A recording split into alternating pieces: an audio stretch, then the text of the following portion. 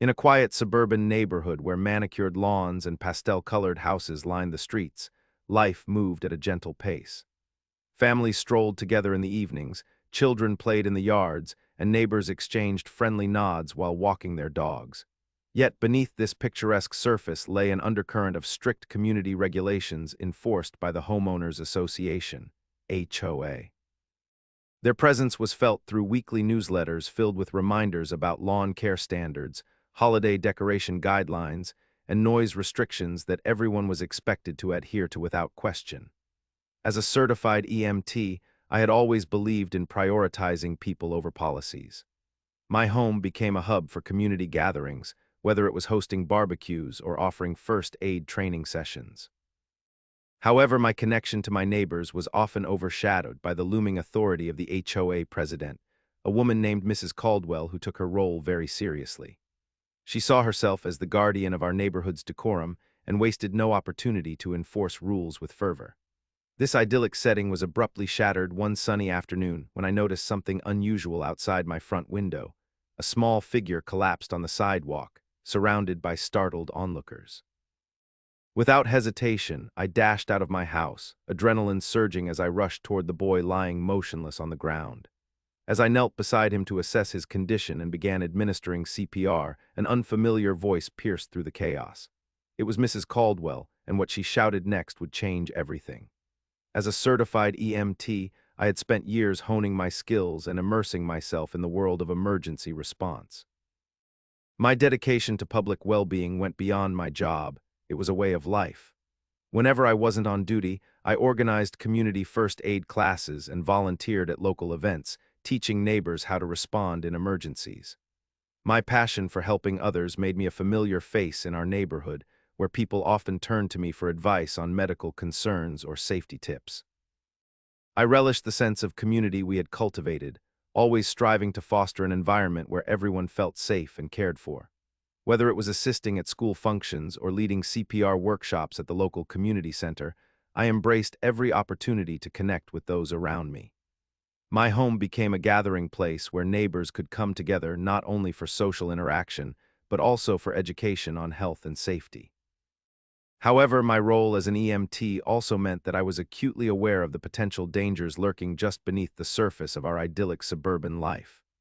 The very regulations upheld by the HOA, while meant to maintain order, often stifled spontaneity and humanity. To me, the rules felt constricting, especially when they overshadowed the importance of compassion in times of crisis. This conflict between my calling and community regulations came to a head that fateful afternoon as I prepared to save a life, propelled by instinct yet challenged by authority. The sun was shining brightly that day, casting a warm glow over the neighborhood as children played outside, their laughter echoing through the air. I was in my living room, preparing to host a small gathering for families in the community when I noticed a group of kids running past my window. Their joyous shouts were suddenly replaced by gasps. Intrigued, I stepped outside just in time to see a boy no more than 7 years old crumple to the ground. In an instant, adrenaline surged through me as I rushed over. His friends stood frozen, the shock evident on their faces, while a few adults nearby began to gather, uncertainty etched across their features. Kneeling beside him, I felt for a pulse but found none. Panic gripped me, yet I focused on what needed to be done. Stay back. I instructed the onlookers, my voice steady but urgent as I started CPR. The weight of the moment pressed heavily on my chest. This was a young life in jeopardy, and every second counted. As I pushed down rhythmically on his chest, the world around me began to blur. I could hear only the faint sounds of people murmuring and gasping in disbelief. Just then, Mrs. Caldwell burst onto the scene like an angry storm front, her voice rising above mine as she shrieked accusations about community decorum and unauthorized medical actions. My heart sank as I realized that her interference could cost precious moments, the very moments that might save this boy's life. As I dashed across the yard, my mind raced through the steps I needed to take. The sight of the young boy lying on the ground, his small body motionless, fueled my urgency. I could sense the fear radiating from the gathered friends and neighbors, their wide eyes reflecting confusion and dread. Pushing those thoughts aside, I focused on assessing his condition. Kneeling beside him, I quickly checked for a pulse and breathing. My heart sank as I felt no rhythm beneath my fingers. He was unresponsive. There was no time to waste. "Someone call 911, I shouted over my shoulder while positioning myself to start CPR. Instinct took over as I began rhythmic compressions on his tiny chest, counting in my head to maintain the steady tempo. Each push felt like a vital plea for life, amplifying my determination to revive him. I could hear the murmurs from onlookers blending into a distant hum, their shock almost tangible in the air around us. Meanwhile, I kept eye contact with a couple of nearby adults, silently urging them to take action and help relay information to emergency services. Just as I began mouth-to-mouth resuscitation after completing several cycles of compressions, Mrs. Caldwell stormed onto the scene like a whirlwind of authority. Her loud voice cut through the moment, hammering accusations about community decorum and unauthorized medical procedures at me. My focus wavered for an instant as her outburst registered. All I could think was that every second mattered, and the boy's life was at stake. Mrs. Caldwell, the HOA president, was both a formidable presence in our community and a source of constant tension among residents.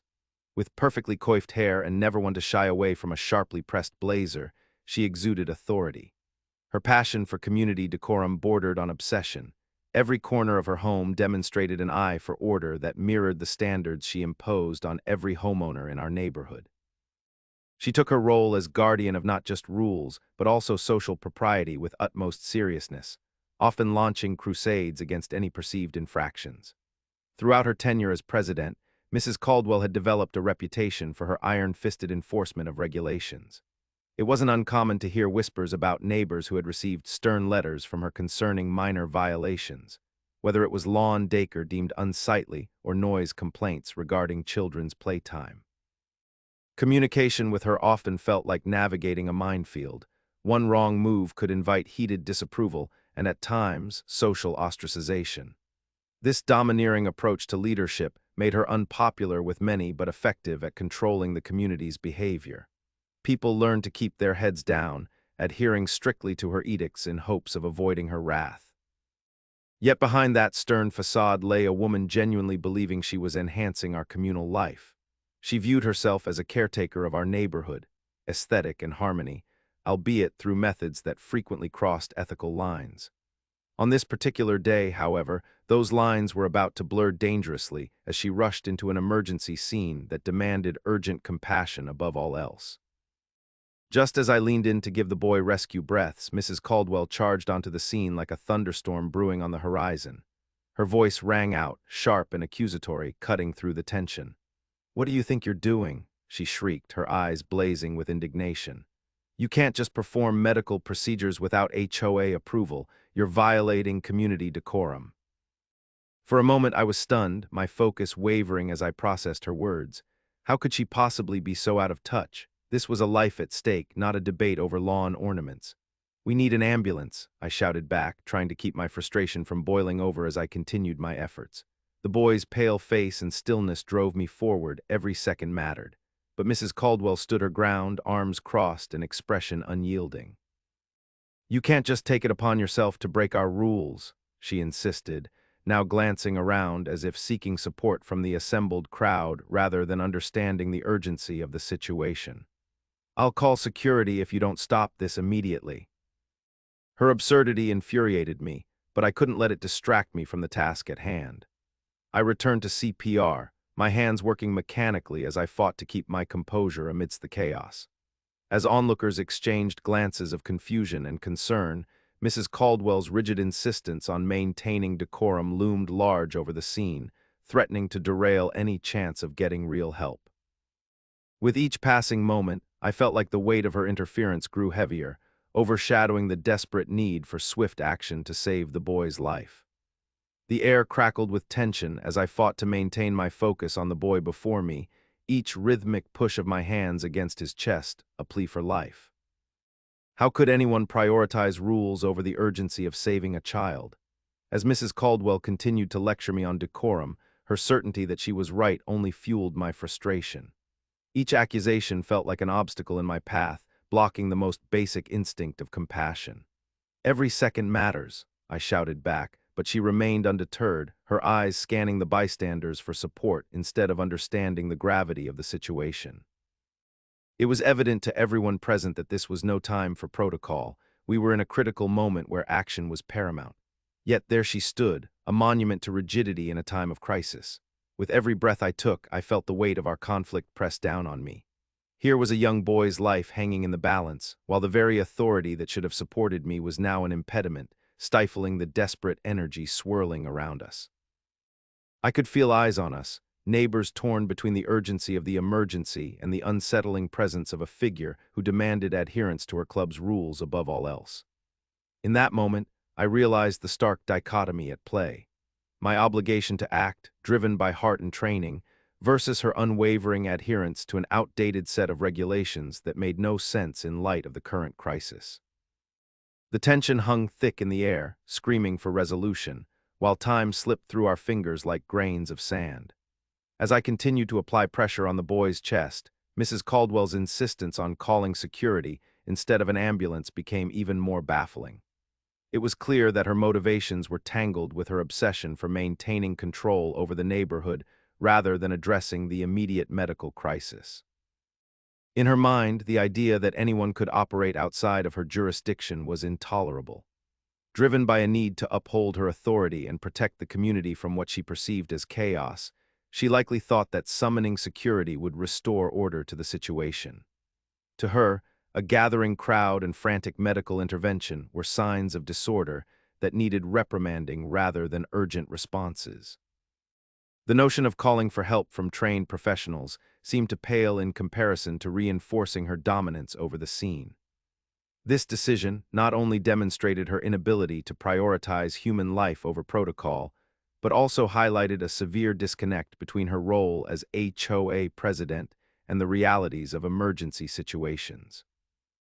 In her rigid world of rules, she failed to recognize that emergencies demand flexibility and empathy, qualities she had long suppressed in favor of maintaining a facade of control. Her actions had dire implications. While she focused on enforcing decorum, precious moments slipped away from the boy's life. By prioritizing security over medical assistance, Mrs. Caldwell's misguided sense of duty contributed directly to the tragic outcome unfolding before us. The weight of that realization loomed heavily as I fought against despair, determined not just to save the boy but also to confront the consequences of such misguided authority when lives were at stake. As I continued the rhythm of chest compressions, the world around me seemed to blur into a chaotic haze of voices and anxiety. My focus remained on the boy, his fragile body lying still beneath my hands. Each push was a desperate attempt to keep him alive, but the weight of Mrs. Caldwell's interruptions loomed heavily over me like an oppressive cloud. "Stop this at once," she shouted again, her voice slicing through the thick air of urgency, as if her demands were more important than the life dangling before us. I could see her standing there, arms crossed and unyielding, while I fought against the tide of frustration that threatened to overwhelm me. The crowd's murmurs oscillated between shock and confusion, many unsure whether to side with authority or empathy in this critical moment. With every second that ticked by, my heart raced faster than ever.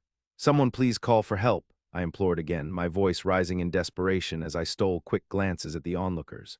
Their faces reflected a growing tension. They understood the stakes, yet felt paralyzed by the standoff unfolding in front of them. Time felt elastic, yet cruelly fleeting. Each compression echoed in my mind as a reminder that every delay could be fatal for the boy. I pushed harder, hoping my determination would bridge the gap between our contrasting approaches. The boy's face was pale and lifeless beneath me, and I refused to let Mrs. Caldwell's obstinacy derail my resolve. My thoughts spiraled into a mix of anger and desperation. I needed help now, not security guards enforcing trivial rules that paled in comparison to saving a child's life. The tension in the air was almost palpable as I continued my desperate efforts to revive the boy, my hands moving instinctively while Mrs. Caldwell loomed nearby, her demands echoing like a relentless drum. Suddenly, the sound of approaching footsteps broke through the chaos, and I turned to see two security officers striding toward us, their expressions a mix of confusion and authority. "What's going on here?" one of them asked, glancing between Mrs. Caldwell and me. Instead of assessing the dire situation at hand, they seemed more inclined to hear her side of the story. "We received a call about some kind of disturbance," he continued, casting an uneasy glance at the assembled crowd. Mrs. Caldwell wasted no time seizing this moment. This woman is violating community rules by performing medical procedures without authorization. You need to make her stop immediately." Her voice dripped with indignation, and it was clear that she was more invested in enforcing her authority than acknowledging the urgency of the crisis. I could feel my heart racing, anger boiling beneath the surface as I struggled to maintain focus on the boy's lifeless body. The officers appeared torn, caught between their obligation to uphold order and the evident medical emergency unfolding before them. "Ma'am, can you just step back for a moment?" One officer finally said to me as if it were within his power to remove me from saving a life. Every second felt like an eternity. I resumed compressions, pushing harder with each beat while bitterness clawed at me. It was maddening that instead of calling for an ambulance, these security guards were engaging in a futile conversation about decorum while time slipped away from us like sand through an hourglass. I needed professionals, medical help, now more than ever. Time felt like it was slipping through my fingers as I continued my efforts, each compression a prayer for the boy's survival. Seconds stretched into what felt like an eternity, and despite my frantic attempts, there was no sign of relief. Each passing moment only deepened the pit of despair churning in my stomach. Finally, the distant sound of sirens pierced the chaos, but it was too late. As I glanced up to see the paramedics racing toward us, a wave of dread washed over me. Their hurried footsteps brought no comfort. Instead, I realized that the life I had fought so hard to save hung precariously in the balance, teetering toward an abyss from which it might not return. By the time help arrived, the child's skin was cold and pale, every breath I had given him feeling increasingly futile. I fought against tears of frustration and anger as I made room for the paramedics to take over. The look of determination on their faces clashed with the hollowness in my heart when I realized I had failed to save him. Each moment while waiting for help felt like a series of lost opportunities, a cruel reminder that while I had done everything possible within my power, those crucial seconds lost to Mrs. Caldwell's obsession with rules had cost this boy his life. As they worked swiftly to stabilize him, my mind raced with fury at the absurdity of it all. How could someone prioritize protocol over human life? The bitter realization that bureaucracy had extinguished a young spirit sank deep within me, leaving me grappling with a mix of anguish and rage that threatened to erupt as painfully as the reality unfolding before us. In the aftermath of the tragic incident, the footage from my body cam emerged as a vital piece of evidence highlighting the events that unfolded that day. It captured everything: the moment I rushed out to help the boy, the futile attempts at CPR, and Mrs. Caldwell's relentless interference. The camera recorded her accusations, her insistence that I was violating community decorum, and her call for security instead of an ambulance, which delayed crucial medical help. As the footage was reviewed, it became evident that the true threat to community well-being wasn't my actions. It was the obstruction created by someone too fixated on authority to recognize desperate circumstances. The video served not only as documentation of my commitment to saving a life, but also as a stark testament to how rigid enforcement of rules can have catastrophic consequences. Watching the seconds tick away in the footage felt like reliving my helplessness again. Each frame revealed the growing tension between myself and Mrs. Caldwell, illustrating both my desperation to save the boy and her misguided priorities. Legal counsel and investigators scrutinized every detail, their eyes wide with disbelief as they understood the absurdity of what transpired: an innocent child's life lost due to red tape. Eventual rulings would emphasize Caldwell's reckless endangerment and obstruction of a medical emergency, yet for me it made little difference. I had fought valiantly, but witnessing the tragedy unfold while feeling powerless against bureaucratic indifference felt insurmountable. The body cam footage would tell our story, but no amount of evidence could undo the loss we collectively suffered that day. In the days following the tragedy, the neighborhood was engulfed in a wave of outrage and disbelief. Residents who had once been intimidated by Mrs. Caldwell's strict enforcement of HOA rules began to voice their discontent, united by the shared grief over the loss of a young life that could have been saved. Conversations that had once revolved around lawn aesthetics and holiday decorations now centered on accountability and compassion. Neighbors gathered in small groups, exchanging stories of their own experiences with Caldwell's heavy-handed approach. Some recounted minor run-ins over trivial violations. Others expressed sorrow that community decorum could overshadow urgent human needs. The body cam footage circulated quickly, revealing not just my frantic attempts at resuscitation, but also the shocking delays caused by Caldwell's insistence on maintaining control over a life-and-death situation. Social media exploded with posts calling for accountability, with many urging immediate changes to the HOA governance structure. Petitions circulated to remove Caldwell from her position, demanding more compassionate leadership that prioritized the well-being of residents over strict adherence to rules. Community meetings were organized, where voices previously silenced by fear now spoke out passionately against the rigid policies that had contributed to such an avoidable tragedy. As anger transformed into solidarity, it became clear that this incident had ignited a change within our community. People who once felt powerless began to rally for reform, determined to ensure that no one else would suffer due to bureaucratic indifference. In a neighborhood striving for harmony, residents were finally beginning to understand that compassion must take precedence over decorum, especially when lives hang in the balance. In the wake of the tragedy, the boys' family made the difficult decision to sue the HOA, seeking justice for their loss and holding them accountable for the negligence that contributed to the fatal outcome. The lawsuit framed the case around issues of liability, arguing that the HOA had a moral and legal obligation to ensure the safety of its residents, especially in emergencies. This incident laid bare not only Mrs. Caldwell's failure to prioritize human life, but also highlighted broader questions about community responsibilities. Legal experts began to dissect how Caldwell's actions, calling security instead of an ambulance, constituted a gross dereliction of duty. The lawsuit emphasized that homeowners' associations are not just entities enforcing rules. They have a duty to foster a safe environment where residents can rely on one another during crises. The family's attorneys argued that by obstructing medical assistance due to a misplaced focus on decorum, the HOA had failed in its fundamental responsibility to protect its members. As news of the lawsuit spread through the community, it ignited passionate discussions about accountability. Residents began questioning what they were willing to tolerate from those in positions of power. Could strict enforcement of rules truly outweigh ethical considerations when lives are at stake? The legal ramifications extended beyond just this singular incident. They forced all homeowners' associations to reassess their policies regarding emergencies and community support. The impending trial became a pivotal moment for our neighborhood, highlighting a collective desire for change that transcended mere decorum, advocating instead for compassion and responsibility in times of crisis. As the lawsuit progressed, public opinion continued to shift dramatically against the HOA leadership. Once regarded as a bastion of community order, Mrs. Caldwell and her administration now faced a storm of criticism for their negligence during the emergency. Residents who had previously felt intimidated by Caldwell's authoritarian demeanor began to speak out, fueled by anger and a sense of justice for the boys' family. Local media picked up the story, broadcasting the details of the incident along with the body cam footage that laid bare Caldwell's misguided priorities.